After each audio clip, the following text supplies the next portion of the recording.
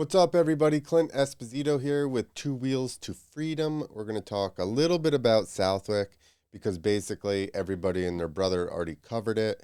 And we already knew that Jett Lawrence and Jett Deegan were top of their respective classes. Basically, nobody had an answer for either one of them all day. Not even Eli Tomac, who admitted that Jett and Hunter just had more speed at Southwick than Tomac, which is very impressive. Not for him to say that, but just for them to have that kind of speed where even Tomac was like, I didn't really, that was all I had and I couldn't get there. The other thing I will say is Prado. Everybody thought he was running second, he was running third. Or fourth, and everybody's like, oh, huge steps, that's great. And it's funny because Prado's just like the exact same attitude he's had for the whole time. Prado P5, so when I spoke to you on press day, you said, we'll see. I think we saw a lot. We saw a lot of progress. Maybe not the final number you would have liked to seen on paper, but there was definitely a lot of progress in both modes and almost the whole shot in Moto 2. Yes. Tell me about it. Yeah, so, I wish we could be in a different spot, but it is what it is right now. I take this P5, little mistakes in the motos. First moto, I tucked the front, probably overdoing it a little bit in that part of the track, and then second moto, I got together with a lapper and then I went down, so it's a pity, but little bit progress, so better than nothing. How much of it is all right, so there you go. Little bit of progress. Not like everybody, all the fans and the media are like, oh, Prado's back. And I guess since he didn't get on the podium or wasn't challenging Jett for wins, it's still not good enough for him, which I like. Because when I used to watch like Best Trick and Adelberg would get a second or third and he'd be up there pissed, I'm like, that dude wants more. And he's going to figure it out. And that's the same way I feel about Prado now, right? Everybody's like praising him, and he's like, we're still not where we want to be or where I want to be. So I would look for Prado to progress some more as the series goes on, hopefully, and get up there where he can run with Jett. But I think the big bigger story is... Let's get the reaction time off the start. Now he's ready for the podium. There we go. There you go. The Jett Deegan little feud that's starting. See, Jett puts his watch on, makes a little Jett, you take your time coming up to the podium. Face there. Let's see it again. Watch the face he makes. A little bit of a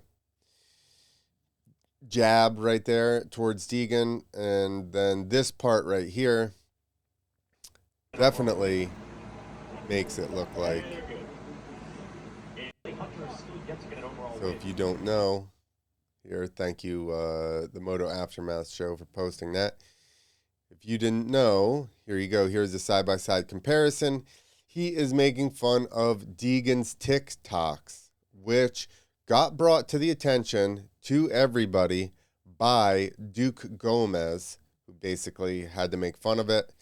And now we have this little deal. I do know that Jett has a MBMT watch deal, but still probably a little jab, which, of course, Hayden wasted no time to make comments. Oh, buddy, already in the boy's head. Too easy.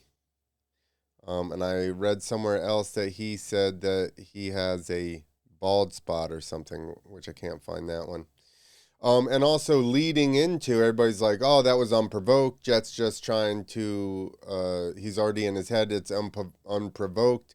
Jett's just starting to, say stuff to Deegan. But leading into the weekend, and I searched and searched, I couldn't find the clip again.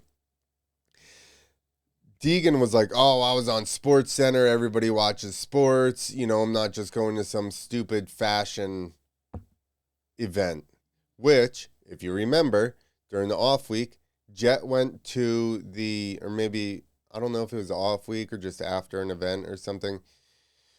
Jett went to the Met Gala, a big fashion event. So he's definitely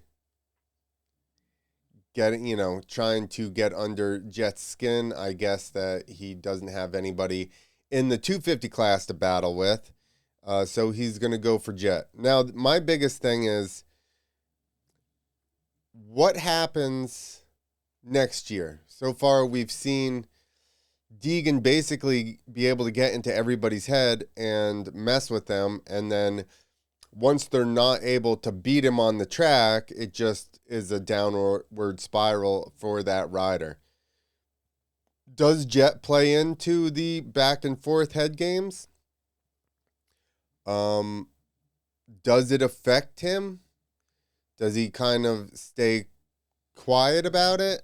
I think that both of these guys are alpha dudes, and I don't think Jett wants to listen to somebody, talking crap to him. I do think Hayden's going to jump up and be a top 5 guy for sure. I do think it will be a little bit harder just because these guys are probably not going to fold as much as the 250 guys.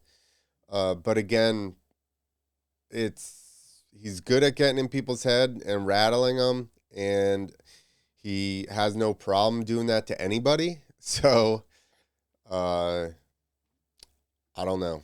It might not be a smart move for Jett to start playing this game if he's not that good at it or if he gets his feelings hurt at all. So, like I said, I also saw Deegan say he has a bald spot, which as a bald guy myself, I don't take kindly to that. No.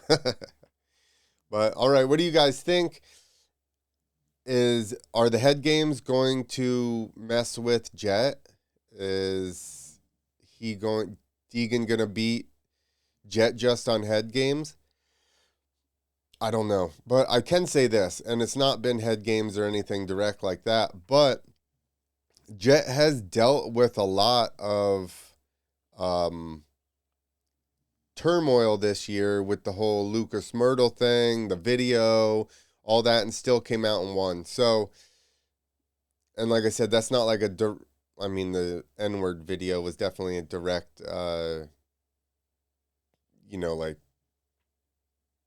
thing against Jett, and he still came out and won. So, is he just that much better than anybody, everybody, or is he really good at putting that stuff aside, or will it be more motivation for him to come out? My problem is most of these guys, once they get sucked into the trash talking trap with Deegan, they get emotional, and then they want to beat him so bad that they beat themselves. And that happened with Vial, who never actually said anything back, but there was a race last year, I don't remember where it was, where it might have been Southwick even, where he was running with him and you could see he tried so hard. It wasn't Southwick, but I don't remember where it was, where he tried so hard to beat Deegan, probably because of the shots that he's thrown at him, that he gassed himself and fell behind. Hymas, too, they had a little back and forth, and then Hymas has his issues. Everybody that's gone against Deegan, I think he's that little bit better than all these 250 guys, where when they get emotional about it and then they start riding over their head to try to compete with him, they have an issue. Versus the days that they're on, like one guy has a day that they're on, let's say Hymas, and Hymas is faster than everybody, smokes everybody. Deegan starts chirping him. Hymas feeds into him because he had one good weekend, and then next race he's trying to beat him off of emotion, and it doesn't work. So the biggest thing to me is, can Jett play this game but not let the emotions get to him on race day, which so far he's been incredible at. And again, it's not been personal attacks or anything like that, but he's been incredible at letting the emotions either motivate him or just not really be a detriment to him. So I'm super excited to see. I'm happy that there should be somebody at least. You want to be like, oh, he's not going to just jump up and win, although Jett just jumped up and won. But when Jett jumped up, there wasn't another Jett for him to compete with.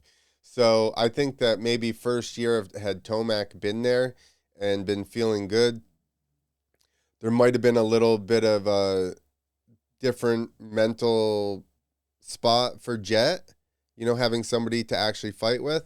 And I think that when Deegan jumps up, he'll definitely have Jett to deal with. And if Prado can get his, stuff straightened out, maybe he'll be as fast as Jett. He also doesn't let things mentally get to him. He's been doing bad, and Prado, and now he's done good, and he's literally exactly the same. Everybody expected him to be on some high post-race from Southwick, being like, oh, it was a great improvement, and he's like, it's kind of a little bit better. We'll take it. I also did hear that Prado sees himself as a sand rider, so I think he expected himself to do better in the sand, although from all the post-race interviews, he's expected himself to do good everywhere. Although I don't think it's a coincidence that he does well in the first moto. Second moto is his best start he's had all year. I think you can't separate the two. If you feel confident and think you can win, you're more apt to be eager to get a start. If you're in a position that you don't think that you can really win, you don't want to get the whole shot and get passed by, 6 people in the first 5 minutes. So let's see if Prado can continue to progress, and if the Deegan-Jett little back and forth continues, which I imagine it would. I think that Deegan's basically so far ahead of all the other 250 guys that he's like, I'm just going to start messing with Jett. But does it bother Jett? Does it affect him? Or next year is... Here's the other aspect of it. If Deegan moves up with all the chirping and then cannot compete with Jett, we've seen where Deegan has talked some trash on somebody and then somebody's beaten them, and you can see he rattles himself a little bit. So if he does all this chirping and steps up and is not in the realm of Jett, and I don't know, I'm not saying that he's not going to be, I'm sure that he will figure it out. The 450 class, the 450 bike, the new riding style on the 450. I do think he's a little bit of a bulldog, so he's going to have to put on a little bit of muscle, I think, to be able to ride the 450 that way. Although Tomac does it, Carmichael did it, so you can ride that way, but it takes a special guy. Not saying Deegan obviously is a special kid, so I just think it's going to be interesting. I don't, I'm just going off rumors I hear. I don't necessarily think Hayden's going to ride a 450 at the end of the year. I would love to see it, though. Once the championships are clinched, I would love to see him bump up and get his feet wet. Is that going to happen? I don't really know. But hopefully that'll be good for us as fans if it does, and we get to see a little preview of what 2026 is going to be. So, all right, you guys, leave your comments. Do you think Jett is going to be able to deal with the head games from Deegan? Do we think Deegan's going to be able to jump into the 450 class and immediately go to the front? A lot of variables to figure out. Just chime in. Let me know what you think. As always, you can get free shipping on your Tough Jug if you go to toughjug.com, and they have a special nozzle where if you have it in your gas tank, once the gas goes up over the nozzle, it's going to shut off your flow, so you're not going to overfill your gas tank and ruin your graphics. And the code for that is 2wheels25 at checkout. All right, later, everybody.